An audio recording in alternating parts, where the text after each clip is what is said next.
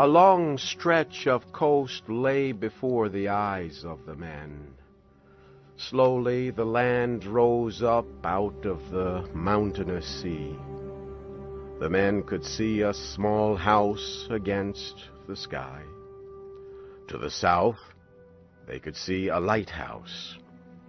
Tide, wind, and waves were pushing the lifeboat northward. The men thought someone on land would have seen the boat by now. "Well," said the captain, "I suppose we'll have to attempt to reach the shore ourselves. If we stay out here too long, none of us will have the strength left to swim after the boat sinks." So Billy the sailor turned the boat straight for the shore. "If we don't all get ashore," said the captain, "I suppose you fellows know where to send news of my death." The men then exchanged some information. There was a great deal of anger in them. They thought, "If I am going to be drowned, why in the name of the 7 mad gods who rule the sea was I permitted to come this far and think about sand and trees?" The waves grew stronger.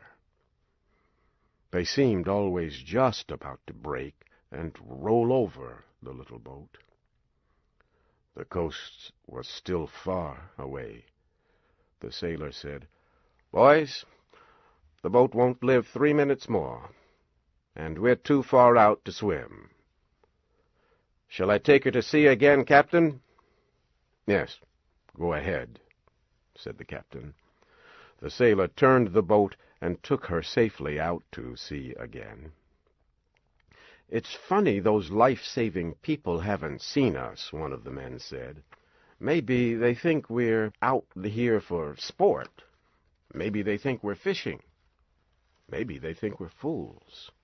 Once more the sailor rowed the boat, and then the reporter rowed. Suddenly they saw a man walking along the shore. The man stopped walking. He moved his hand in the air to wave at them. He saw them. Now he was running to the house. The captain tied a cloth to a stick and waved it. Now there was another man on the shore. The 2 men waved their hands in the air as if they were saying hello to the men in the boat.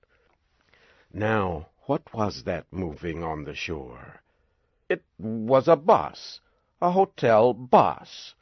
A man stood on the steps of the bus and waved his coat over his head. The man in the boat wondered what he wanted to say. Was he attempting to tell them something? Should they wait for help? Should they go north? Should they go south? The man waited and waited, but nothing happened. The sun began to go down. It got dark and cold. They could no longer see anyone on the beach.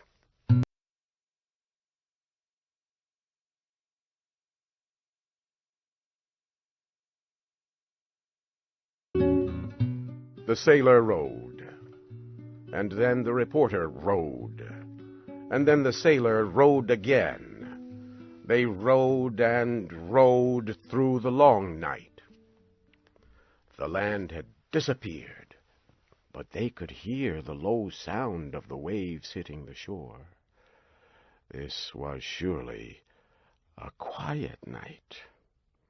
The cook finally spoke. "Billy, what kind of pie do you like best?" "Pie," said the sailor, and the reporter angrily. "Don't talk about those things." "Well," said the cook, "I was just thinking about ham sandwiches, and—" A night on the sea in an open boat is a long night.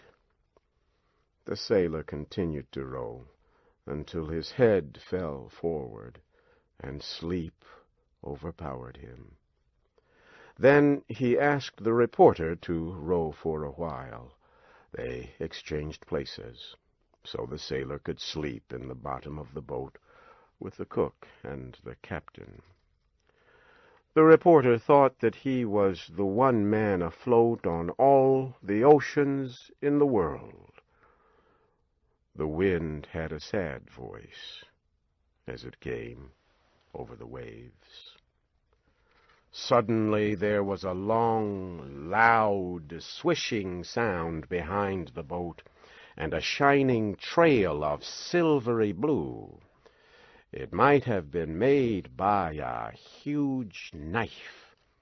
Then there was another swish, and another long flash of bluish light, this time alongside the boat. The reporter saw a huge fin speed like a shadow through the water, leaving a long, glowing trail. The thing kept swimming near the boat. He noted its speed and power. The reporter wished the men would wake up. He did not want to be alone with the shark. The reporter thought, as he rowed, he was angry that they had come so close to land and yet might still die at sea. Then he remembered a poem that he had learned as a child. It was a poem about a soldier of the French Foreign Legion. The soldier lay dying in Algiers. Just before he died, he cried out, "I shall never see my native land." And now, many years after he had learned this poem, the reporter for the first time understood the sadness of the dying soldier. Hours passed. The reporter asked the sailor to take the oars so that he could rest. It seemed like only a brief period, but it was more than an hour later when the sailor returned the oars to the reporter. They both knew that only they could keep the boat from sinking, and so they rowed, hour after hour, through the night. When day came, the four men saw land again. But there were no people on the shore. A conference was held on the boat. "Well," said the captain, "if no help is coming, we might better try to reach the shore right away. If we stay out here much longer, we will be too weak to do anything for ourselves at all." The others agreed. They began to turn the boat toward the beach. The captain told them to be careful, that when the boat came near the beach, the waves would sink it. Then everyone should jump out of the boat and swim to the shore. As the boat came closer to land, the waves got bigger and more violent. At last, a large wave climbed into the air and fell on the small boat with great force.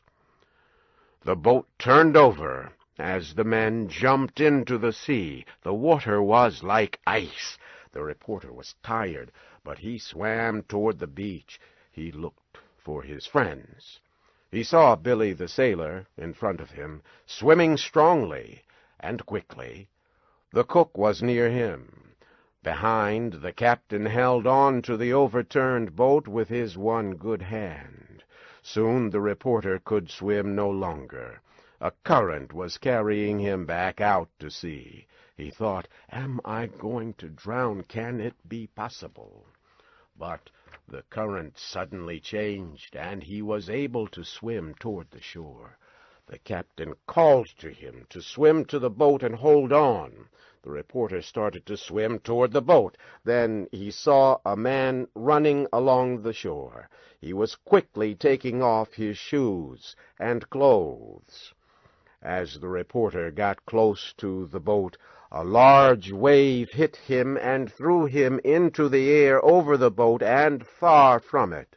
When he tried to get up, he found that the water was not over his head, only halfway up his body, but he was so tired that he could not stand up. Each wave threw him down, and the current kept pulling him back to sea. Then he saw the man again jumping into the water. The man pulled the cook to the shore. Then he ran back into the water for the captain, but the captain waved him away and sent him to the reporter. The man seized the reporter's hand and pulled him to the beach. Then the man pointed to the water and cried, "What's that?" In the shallow water, face down, lay Billy, the sailor.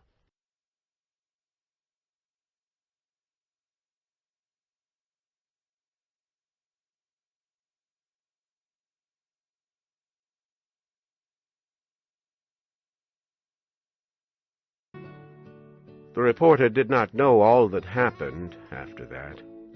He fell on the sand as if dropped from a housetop. It seems that immediately the beach was filled with men with blankets, clothes, and whiskey.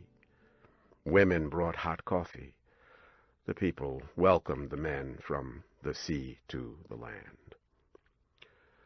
But a still and dripping shape was carried slowly up the beach, and the land's welcome for the sailor's body could only be its final resting place.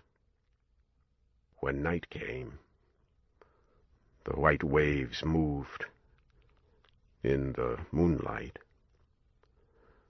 The wind brought the sound of the great sea's voice to the men on the shore.